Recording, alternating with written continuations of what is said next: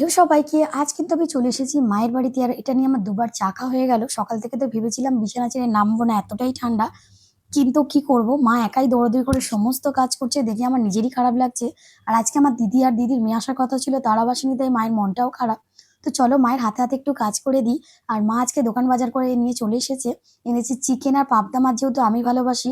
আর আমি কিন্তু এইভাবে মাংস বানাই না, কিন্তু মা যেভাবে বলবে আজকে সেইভাবেই করব। তো মাই রান্না করবে, আমি খালি ম্যারিনেটটা করে দিচ্ছি। প্রথমেই আমি চিকেনে দই মাখিয়ে দিয়েছি আর নুন মাখিয়ে দিয়েছি। দিয়ে দিয়েছি লঙ্কার গুঁড়ো, হলুদ গুঁড়ো আর একটা গোটা টমেটো। দিয়ে দিয়েছি কিছুটা সর্ষের তেল। তো এদিকে আমি ম্যারিনেট করে নিয়েছি। আর এখন আমি কুটনো কুটতে বসে পড়েছি। তো মা কিন্তু মিক্সি ব্যবহার করে না, তাই আদাটা আমি শিলে পেস্ট করে দিলাম। আর এ মা বললো শেষে আদাটা মাখিয়ে দিতে, তো সেটাও মাখিয়ে দিলাম। এবারে আমার মা মাংস রান্না করবে। তো চলো তোমাদেরকেও দেখিয়ে দেবো। প্রথমেই আমার মা কড়াই দিয়ে দিয়েছে সর্ষের তেল। আমার মা কিন্তু একদম পিওর ঘানির তেলে রান্না করে।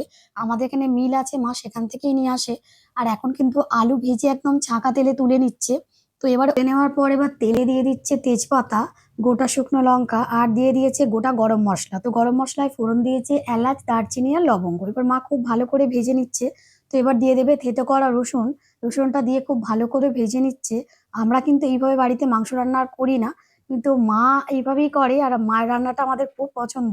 তো পেঁয়াজ দিয়ে দিয়েছে, পেঁয়াজও খুব ভালো করে ভেজে নিচ্ছে। একটা সময় ছিল যখন প্রত্যেক রবিবার আমাদের বাড়িতে মাংস হতো। আর আমি আর আমার দিদি দুই বোনে মিলে বাটি নিয়ে ছোটাছুটি করতাম, মা কখন চিকেন কষা দেবে। তো বাড়িতে একা মাংস রান্না করে খায় না। যাই হোক, এখন ম্যারিনেট করা মাংস দিয়ে মা কষে নিয়েছে। আর আমাদের কিন্তু মাংস কষা একদম রেডি হয়ে গেছে ছোটবেলার মতো। মা ডেকেছে আয় মাংস কষা নিয়ে যা, তো একটা খেয়ে নিয়েছি, আবার মা দুটো দিয়েছে। চিকেন কষা খেয়ে কিন্তু আবার ছোটবেলার কথা মনে পড়ে গেছে।